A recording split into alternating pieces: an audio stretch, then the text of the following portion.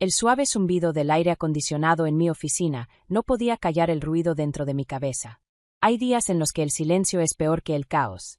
Le da espacio a los recuerdos para respirar. Me llamo Rachel y tengo 28 años. He construido la vida que muchos llamarían exitosa. Una oficina en una esquina del centro de Seattle, una pila ordenada de expedientes que nunca parece terminar, y una versión calmada y controlada de mí misma que tardé años en perfeccionar. Pero esa calma se rompió en cuanto sonó mi teléfono. El número que aparecía en la pantalla no lo reconocía, pero algo en él se sentía pesado, como si el pasado me estuviera alcanzando, exigiendo ser escuchado. Dudé un momento antes de contestar. «Hola, habla Rachel», dije. Hubo silencio.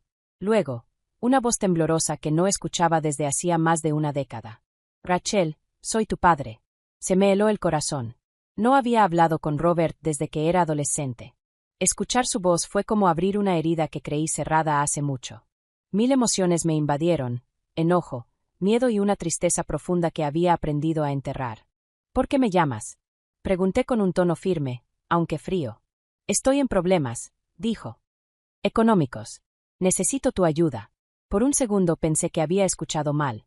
Mi padre, el hombre que desapareció de mi vida sin mirar atrás, me estaba llamando para pedirme dinero. Sentí que el pecho se me apretaba. «¿Después de todos estos años vienes a pedirme ayuda?» «No lo haría si no fuera serio», respondió con la voz quebrada. «De verdad estoy en un aprieto, cariño». Esa palabra, cariño, me golpeó como un puñetazo al estómago.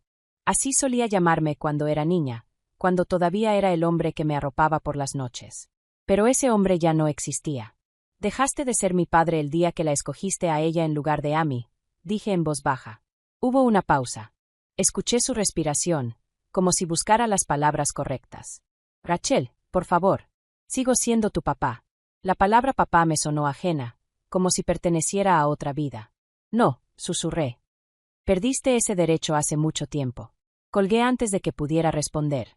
Mi mano temblaba cuando dejé el teléfono sobre el escritorio. Por un largo momento me quedé mirando el horizonte de Seattle, los edificios de vidrio brillando bajo el sol de la tarde. Desde afuera todo parecía perfecto. Pero por dentro, algo viejo y doloroso se había vuelto a romper. Esa llamada me arrastró de vuelta a una época que había intentado olvidar, la pequeña casa en Portland donde crecí. Cuando el amor todavía vivía en nuestro hogar y la risa de mi madre llenaba el aire. Antes de que todo cambiara. Tenía 13 años la primera vez que conocí a Dana. Mi padre me dijo que tendríamos una invitada para cenar, alguien importante. Se veía nervioso, incluso emocionado, algo raro en él después del divorcio. Mamá llevaba casi 2 años de muerta. No de haberse ido, sino muerta de verdad, bajo el viejo arce del cementerio Rose Hill. El cáncer se la había llevado, y con ella, el calor de nuestro hogar. Desde entonces, papá y yo vivíamos como extraños compartiendo techo. Él se refugiaba en el trabajo, yo en la escuela y en mi cuaderno de dibujos. Esa noche me pidió que me pusiera algo bonito, así que lo hice, un vestido azul que mamá decía que hacía resaltar mis ojos. No entendí por qué estaba tan insistente, hasta que sonó el timbre.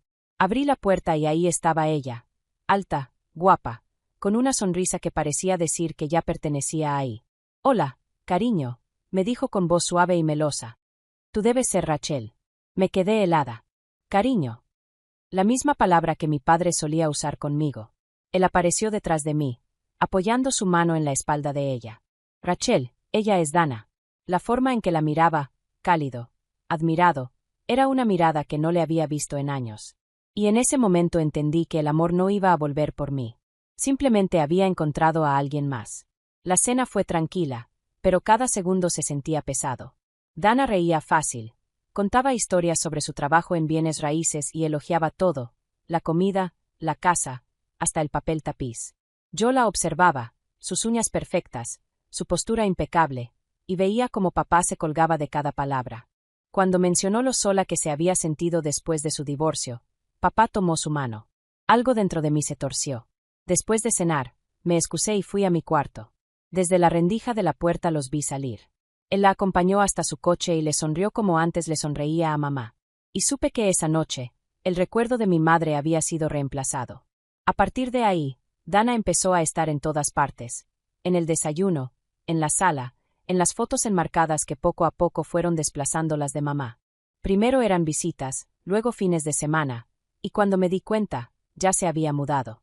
Trajo muebles nuevos, reglas nuevas y una versión de mi padre que apenas reconocía.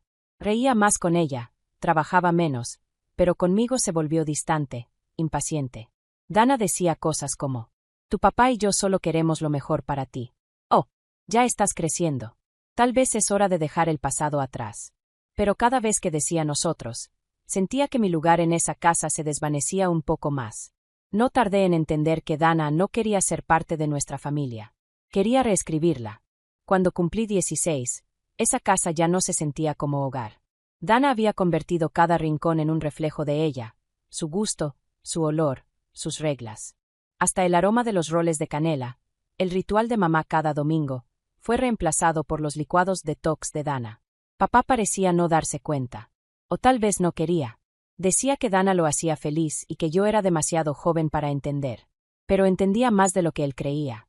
Veía cómo ella le susurraba cosas cuando yo salía de la habitación. Como después él me miraba diferente, más frío, como si yo fuera una molestia. Todo empezó con cosas pequeñas, correcciones en la cena, quejas sobre mi desorden, comentarios de que era malagradecida. Luego vinieron las más grandes. La mesada desapareció, canceló mis clases de arte, y mi papá de repente se negó a pagar mi viaje escolar. Una noche los escuché discutir en la cocina. Esa niña necesita límites, decía Dana, con la voz afilada como vidrio. Lo que necesita es cariño, respondió mi padre, débilmente. ¿Cariño? Lo que necesita es disciplina. Eres demasiado blando con ella, Tom. Nunca va a aprender responsabilidad si sigues dejándola hacer lo que quiera. Esa fue la primera vez que escuché a mi padre quedarse callado y en ese momento supe que ella había ganado. Desde entonces, ya no me trataban como una hija, sino como un recordatorio de la vida que ambos querían borrar. Todo empeoró el día que llegué tarde a casa después de una sesión de estudio. Las luces de la sala estaban apagadas, pero Dana me esperaba, con los brazos cruzados y una sonrisa delgada pintada en los labios. ¿Crees que somos tontos?, preguntó con voz baja.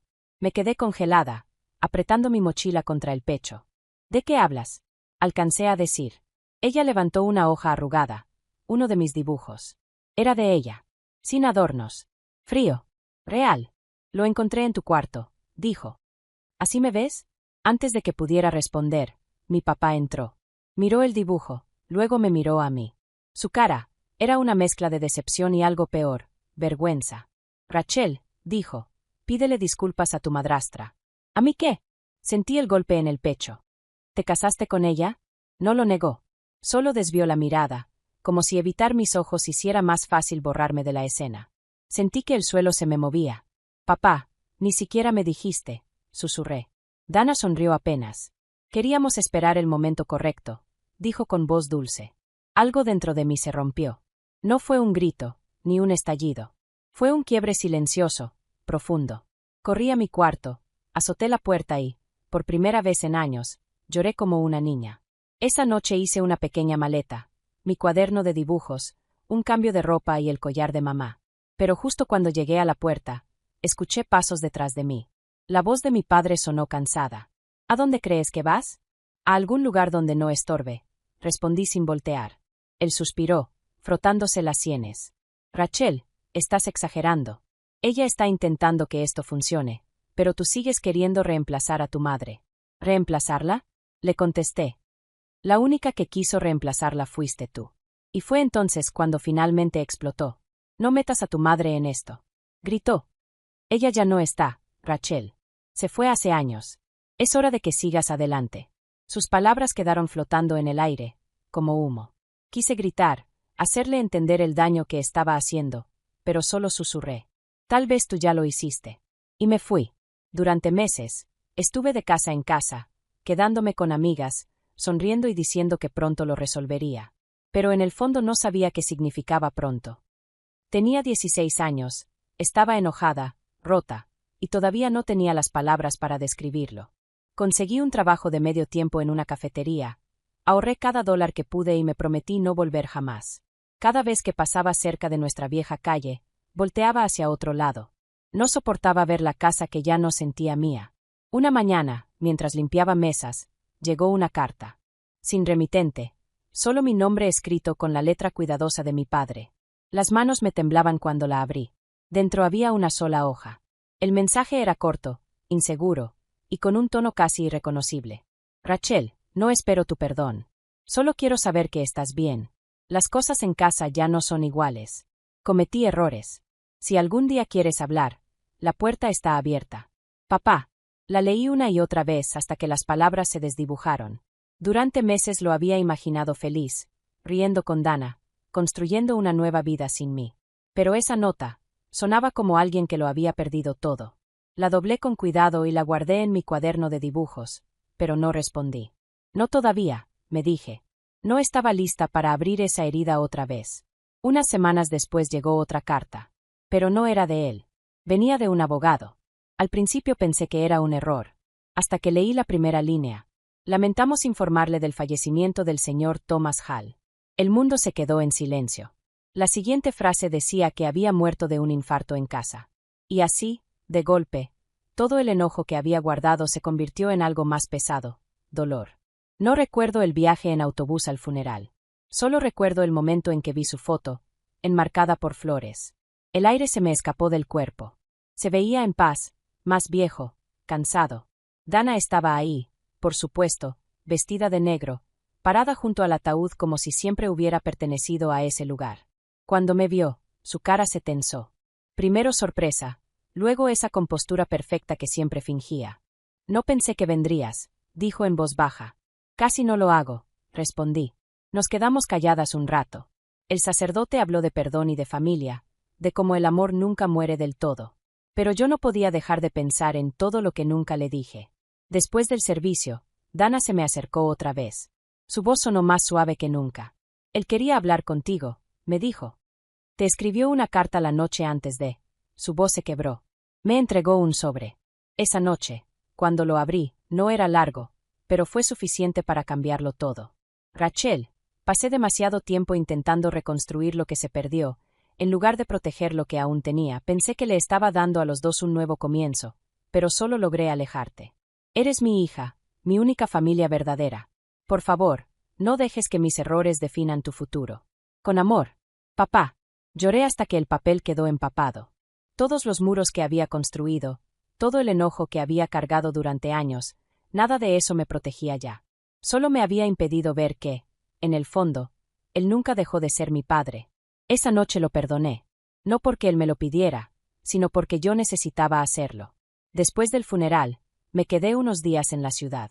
La casa, nuestra casa, se sentía más pequeña de lo que recordaba.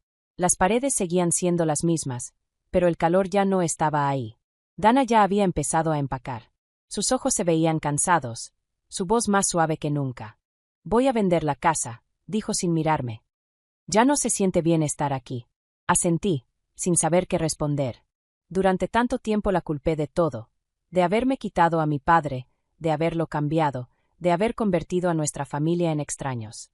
Pero ahí, rodeada de cajas y silencio, me di cuenta de algo que nunca esperé. Ella también lo había perdido. Mientras caminaba por cada habitación, los recuerdos regresaban como fantasmas. Mamá tarareando en la cocina, papá riendo mientras me subía a sus hombros, y después, las peleas, las puertas azotadas, los años que se nos fueron por orgullo. Cuando llegué a mi antiguo cuarto, encontré mi cuaderno de dibujos sobre el escritorio. El mismo que juraba haberme llevado conmigo. Dentro había una nota con la letra de mi padre. Siempre viste a las personas como realmente son. No dejes de hacerlo, Rachel. Ese es tu don. Me quedé sentada mucho tiempo, pasando los dedos sobre las palabras. Durante años pensé que mi arte era solo una forma de escapar, pero ahora entendía que era mi manera de comprender el amor, el dolor y todo lo que existe entre ambos. Antes de irme, le pedí a Dana llevarme una sola cosa de la casa. Dudó un momento, luego asintió. Tomé una foto enmarcada de los tres, mamá, papá y yo, tomada mucho antes de que la vida se complicara. Salí por la puerta sin mirar atrás. No porque quisiera olvidar, sino porque por fin ya no necesitaba hacerlo. Meses después me mudé a un pequeño departamento cerca del centro. Empecé a trabajar como ilustradora de tiempo completo, transformando las emociones que antes escondía en algo hermoso. Mi primer proyecto se llamó Lo que dejamos atrás, una serie de retratos sobre la pérdida, el perdón y el redescubrimiento. La gente conectó profundamente con ellos. Algunos veían en mis dibujos sus propias historias. Y por primera vez entendí que sanar no significa borrar el pasado. Significa hacer las paces con él. Cada año, en el cumpleaños de mi padre, visito el cementerio Rose Hill. Llevo 2 flores, una para él y otra para mamá. Me siento bajo el viejo arce donde descansan los dos. A veces les hablo. A veces solo escucho el viento. Y aunque la tristeza nunca desaparece del todo, ahora es más suave, porque al fin comprendo algo. La familia no se define por quien se queda o quien se va, sino por el amor que sobrevive cuando todo lo demás se ha ido. Gracias por acompañarme en este camino. Cada historia nos recuerda que la fuerza muchas veces se esconde detrás del dolor. Si esta historia te llegó al corazón, quédate con nosotros, donde cada relato revela otra verdad del alma humana. No olvides darle like, suscribirte y compartir, para que más personas encuentren las historias que más necesitan.